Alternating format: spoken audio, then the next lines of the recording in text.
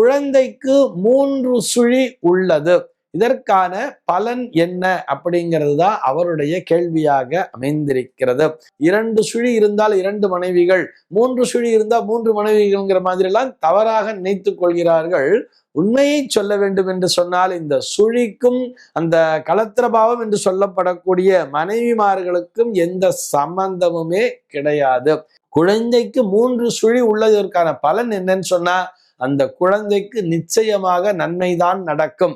பயமே தேவையில்லை, கவலையும் தேவையில்லை.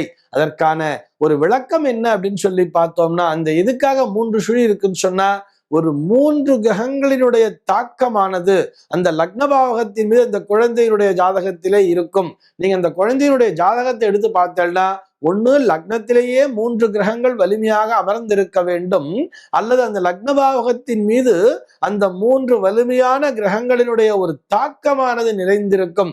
அது லக்னம் விழுந்த புள்ளியாக இருக்கலாம். ஆக ஒரு 3 கிரகங்களினுடைய தாக்கத்தினை, அந்த வலிமையினை பெற்ற ஒரு குழந்தையாகவே இந்த குழந்தையானது இருக்கும்.